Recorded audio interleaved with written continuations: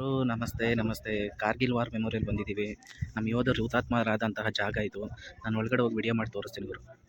ಗುರು ಗುರು ನಮಸ್ತೆ ನಮಸ್ತೆ ನಮಸ್ತೆ. ನಾನು ಚೆನ್ನಾಗಿದ್ದೀನಿ, ನನ್ನ ಟ್ರಿಪ್ ಎಂಜಾಯ್ ಮಾಡ್ತೀನಿ, ನೀವು ಚೆನ್ನಾಗಿದ್ದೀರಾ ಅಂದ್ಕೊಳ್ತೀನಿ. ಇವಾಗ ನಾನಿರೋಂಥ ಜಾಗ ಟ್ರ್ಯಾಸಲ್ಲಿದ್ದೀನಿ. ಅಯ್ಯೋ ಗುರು, ಟ್ರ್ಯಾಸಲ್ಲಿದ್ದೀನಿ. ಮೇ ಜೂನ್ ಜುಲೈಯಲ್ಲಿ 1999ರಲ್ಲಿ ನಡೀತು ವಾರು ಕಾಶ್ಮೀರಲ್ಲಿ. ನಮ್ಮ ಯೋಧರು ಅದರಲ್ಲಿ ವಿಜಯೋತ್ಸವನ ಇದು ಮಾಡ್ತಾರೆ. ವಿಜಯೋತ್ಸವ ಆಗಿದ್ದೆ ಇದನ್ನು ಕಾರ್ಗಿಲ್ ವಿಜಯ ದಿವಸ ಅಂತ ಕರೀತಾರೆ ಗುರು. ನಾನು ತೋರಿಸ್ತಿರುವಂತಹ ಜಾಗ. ಬಟ್ ಇಲ್ಲಿಗೆ ನಾನು ಬಂದಿರೋಂಥ ಜಾಗದಲ್ಲಿ ನನಗೊಂಥರ ನೋವಾಗ್ತಿದೆ ಗುರು. ಯಾಕೆ ಅಂತ ಹೇಳಿದ್ರೆ, ಇಲ್ಲಿರೋ ನಮ್ಮ ಯೋಧರು ಸಮಾಧಿಗಳನ್ನ ನಾನು ನೋಡ್ತಾ ಇದ್ದರೆ, ನಮಗೋಸ್ಕರ ಎಷ್ಟು ಸೋಲ್ಜರ್ಸು ತಮ್ಮ ಅಪ್ಪ ಅಮ್ಮ ಅಣ್ಣ ತಮ್ಮ ಫ್ರೆಂಡ್ಸ್ ಆಗಿರ್ಬೋದು, ಫ್ಯಾಮಿಲಿನ ಆಗಿರ್ಬೋದು ಕಳ್ಕೊಂಡು ನಮ್ಮ ದೇಶಕ್ಕಾಗಿ ಬಾರ್ಡ್ರಲ್ಲಿ ನಿಂತ್ಕೊಂಡು ಯುದ್ಧ ಮಾಡ್ತಾರೆ, ನಮಗೋಸ್ಕರ ಕಾಯ್ತಾರೆ.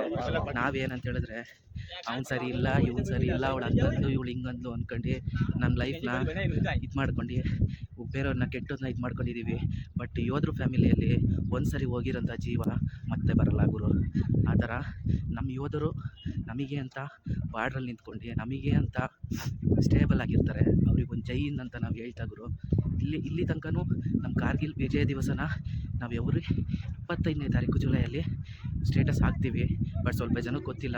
ಆದ್ರೂ ನಾನು ಪರ್ಮಿಷನ್ ತಗೊಂಡು ನಮ್ಮ ಯೋಧರೆಲ್ಲ ಹುತಾತ್ಮರಾಗಿರೋಂಥ ಯೋಧರ ಜಾಗಕ್ಕೆ ಬಂದಿದ್ದೀನಿ. ಈಗ ನೋಡ್ಬೋದು, ಇದೆಲ್ಲ ನಮ್ಮ ದೇಶಕ್ಕಾಗಿ ಪ್ರಾಣವನ್ನು ಒತ್ತೆ ಇಟ್ಟಂತಹ ನಮ್ಮ ಯೋಧರು ಗುರು. ನನಗಂತೂ ಕಣ್ಣಲ್ಲೆಲ್ಲ ನೀರು ಬರೋಂಗಾಗ್ತಿದೆ ಗುರು ಇದನ್ನೆಲ್ಲ ನೋಡಿದ್ರೆ. ಗುರು, ನಾವು ನಮ್ಮ ಸಿಟಿಯಲ್ಲಿ ನಮ್ಮ ಜಾಗದಲ್ಲಿ ನಾವು ಸೇಫಾಗಿ ಎಂಜಾಯ್ ಮಾಡ್ಕೊಂಡು ಪಪ್ಪು ಅದು ಇದು ಅಂತ ಸುತ್ಕೊಂಡು ಅವ್ರು ಹಂಗಂದ್ರು ಇವ್ರು ಹಿಂಗಂದ್ರು ಅವ್ಳು ಹಂಗಂತ ಇವ್ನು ಹಿಂಗಂತ ಅಂದ್ಕೊಂಡು ಒಬ್ರಿಗೆ ದ್ರೋಹ ಮಾಡ್ಕೊಂಡು ಒಬ್ಬನ ತುಳಿದು ಮೇಲೆ ಬಂದು ಸಾಯ್ತಾ ಇರ್ತೀವಿ ನಾವಂತೂ. ಬಟ್ ನಾವು ಚೆನ್ನಾಗಿರೋ ಕಾರಣ ಇಲ್ಲಿರೋಂಥ ಸಮಾಧಿಗಳು ಗುರು. ನೋಡ್ಬೋದು ನೀವು, ಇವರಿಗೆಲ್ಲ ಒಂದು ಜೈ ಹಿಂದ್ ಅಂತ ಹೇಳ್ತಾ ಸಲ್ಯೂಟ್ ಮಾಡಿ ಜೈ ಹಿಂದ್ ಜೈ ಕರ್ನಾಟಕ. ಮತ್ತೆ ಆದರೂ ಗುರು, ಇವರು ಫ್ಯಾಮಿಲಿ ಆಗಿರ್ಬೋದು, ಹೆಂಡತಿ ಮಕ್ಕಳು ಆಗಿರ್ಬೋದು, ಅಪ್ಪ ಅಮ್ಮ ಅಣ್ಣ ತಮ್ಮ ಇವ್ರನ್ನೆಲ್ಲ ಬಿಟ್ಬಿಟ್ಟು ಬಂದು ಬಾರ್ಡ್ರಲ್ಲಿ ಕೆಲಸ ಮಾಡ್ತಾರೆ ನಮಗೋಸ್ಕರ. ಯಾವಾಗ ವಾರ್ ಬರುತ್ತೆ ಇದಾಗುತ್ತೆ ಗುರು. ಆದರೂ ಈಗ ನೋಡಿ ನೀವು, 1939ರಿಂದ 1945 ತನಕ ಸೆಕೆಂಡ್ ವರ್ಲ್ಡ್ ವಾರ್ ಎಂಡ್ ಆಗುತ್ತೆ. ಆ ಎಂಡ್ ಆಗಿದ ತಕ್ಷಣ ಅಲ್ಲಿಂದ ಸ್ಟಿಲ್ 2025 ತನಕ ಯಾವುದೇ ರೀತಿಯಾದಂಥ ವಾರ, ಬಿಕಾಸ್ ಆಫ್ ದೊಡ್ಡಣ್ಣ ಅಂತ ಕರೀತಲ್ಲ ಅಮೇರಿಕ ದೇಶದ ನಮ್ಮ ಸಂಸ್ಥೆ ಬಂದ್ಬಿಟ್ಟು ಅಲ್ಲೇ ಅಮೇರಿಕಾದಲ್ಲಿರೋದು. ಇವಾಗ ಎಕ್ಸಾಂಪಲ್ ಏನಂತ ಹೇಳಿದ್ರೆ, ಈಗ ನಾನು ನಮ್ಮ ಫ್ರೆಂಡ್ ಕರಾಟೆ ಮಾಡ್ತಿದ್ದೀನಿ ಅಂತ ಹೇಳಿದ್ರೆ, ಪಕ್ಕದಲ್ಲಿರೋ ಇನ್ನೊಬ್ಬ ಫ್ರೆಂಡ್ ಬಿಡು ಮಚ್ಚ ಹಂಗೆ ಹಿಂಗೆ ಅಂತೆಲ್ಲ ಹೇಳ್ಕೊತೀವಿ, ಬಂದು ರಾಜಿ ಮಾಡಿಸ್ತಾನೆ. ಅದೇ ಥರ ನಮ್ಮ ಅಮೇರಿಕಾದಲ್ಲಿರುವಂತಹ ಸಂಸ್ಥೆ ಬಂದ್ಬಿಟ್ಟು ಆ ಸಂಸ್ಥೆ ಬಂದು ಅಮೇರಿಕ ನೋಡ್ಕೊಳ್ಳುತ್ತೆ. ಎಲ್ಲ ರಾಷ್ಟ್ರದವರು ಇದು ಮಾಡ್ತಾರೆ, ಯಾವುದೇ ರೀತಿ ಯಾರು ಆಗದೆ ಇರೋದು ನಮಗೆ ನಡ್ಸ್ಕೊಂಬರುತ್ತೆ. ಆ ಥರ ಹಾಕಿದ್ದೀವಿ. ಇದರಲ್ಲಿ ಅರ್ಧಕ್ಕರ್ಧಂತಹ ಹುತಾತ್ಮತೆ ಆಗಿರುವಂತಹ ನಮ್ಮ ಸೈನಿಕರು ಅರ್ಧ ಪಾಕಿಸ್ತಾನದ ಮಕ್ಕಳಿಗರು ಮಾಡಿರೋದು. ಆದ್ರೂ ಇಲ್ಲಿ ಬಂದಾಗ ಗೂಸ್ ಬಂಪ್ಸ್ ಆಗ್ತಾ ಇದೆ ಗುರು. पाकिस्तान तुमने हमको मारे तो हमको तुमने मारेगा. वर्ल्ड का मैप में आपका झंडा, आपका मैप नहीं रहेगा. हम लोग इंडियन है. by birth I am an Indian.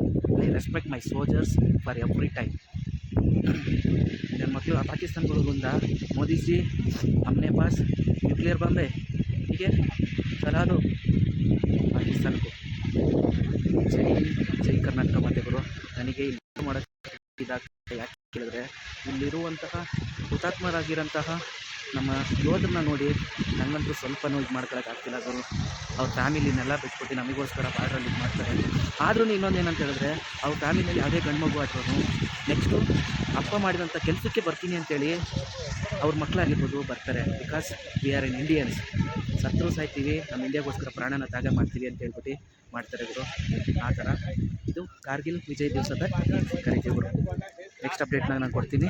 ಜೈ ಹಿಂದ್, ಜೈ ಕರ್ನಾಟಕ. ಮತ್ತೆ